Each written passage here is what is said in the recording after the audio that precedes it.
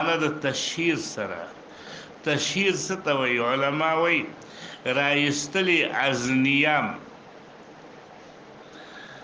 پخوا به دا پارسي ډېره وه، نو دوی به ترجمه برکشیدن ازنیام، رایستل د تورې د چیکې نه یو پسې راوباسي اوس او بل پسې دا بعضې خلک په دې کې ټوقې کوي، ټوقتن توره راوباسي، تا ته یې خوځوي، ما ته یې خوځوي، تمانچه تا ته نیسي.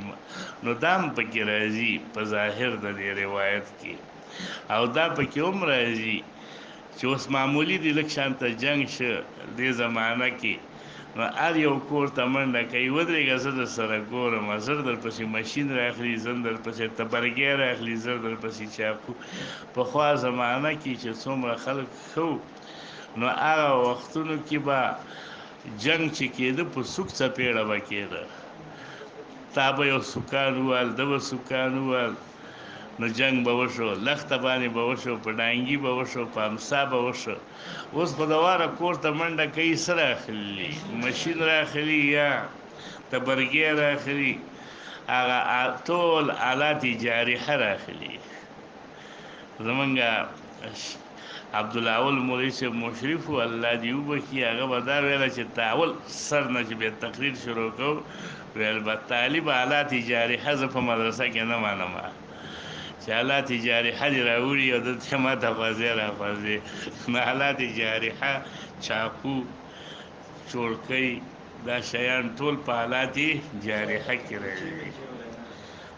نو چا چې آلات جارحه وخوځول چاته، یعنې ورپسې راویستل، د دې حکم څه دی؟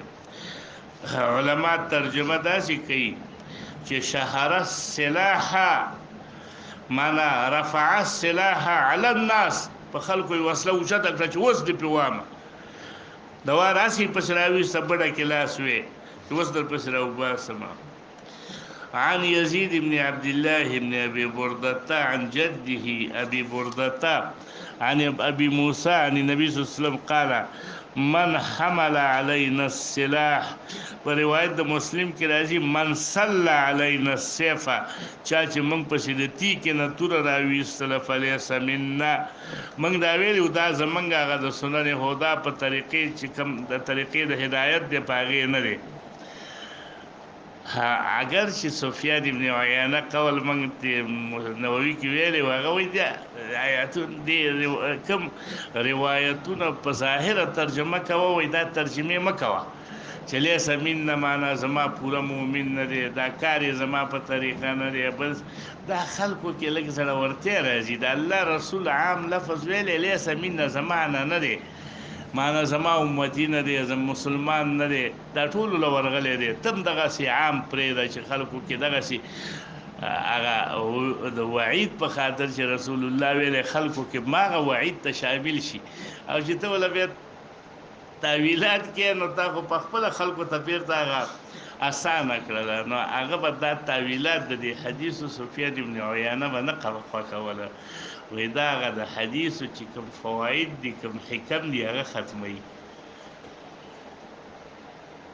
باب ما جاء فی حد الساحر، ساحر سره چې چا کله بنین لنډوي، چا له کمیس لنډوي، چا نه پیران راوباسي، چا کې پیران نه باسي، دا ټول ساحران دي. د چا په سترګو باندې پردې راولي، د چا د نو دا ساحر سړي حکم څه دی په قرآن په د الله په دین کې؟ عن جندب قال قال رسول الله صلی الله علیه وسلم حد الساحر ضربة بالسيف. په تورې ووهه، ورځه وله مه په باور کوه چې ته وله راځي او ته وایې چې دا خبره رښتیا کړې وه. نو دا رسول الله صلی الله علیه وسلم وایي دا سړی زمانه چې راشي او د تصدیق صدق الکاهنه کوي، نو دا زما د دین نه دی.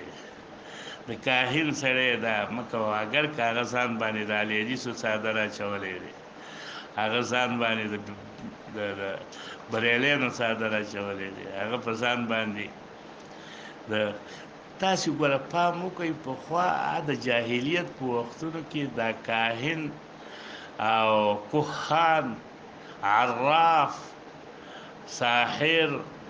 دا وګورئ د دې پوره معلومات والی تاسو ته پته لګېږي چې دا اوس چې دا تعویضګر دي دا ماغه دي. هغوی هم دا شی کوي.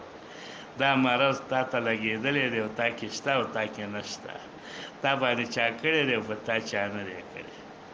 دا ټول چې کینی نو دا چې بنین درته لنډوي نو دا غرض یې څه وي؟ که بنین لنډ شو نو چا در باندې کړی، که بنین لنډ نه شو چا در باندې نه دی کړی. هلکه چا در باندې سیر کړی دی چا در باندې چې د بنین نه معلومي. دا تاسې هغه میډیا کې چې اوس دا خبرې خورېږي ډېر پکې دغه راووتل چې بنینونه یې لنډول. ما ویل که دا ځان له زمونږ دا خلک کوي، هغه خو نور هم پکې راووتل چې بنینونه یې لنډول. بس ورشئ خبره ورسه وکړئ که نه بس تاسې ورشئ ورته وایئ صیبه ته دا څنګه لنډې دا کومه طریقه ده. ما خو ورته وویل چې ما ته یې وکړې وایي چې ناسې ډوک پوک مونږ کوو پته نه لګېږي. ډوک پوک کوي ډوک پوک. په دې ډوک پوک کې خلک کروڑ پتین شو کروڑ پتین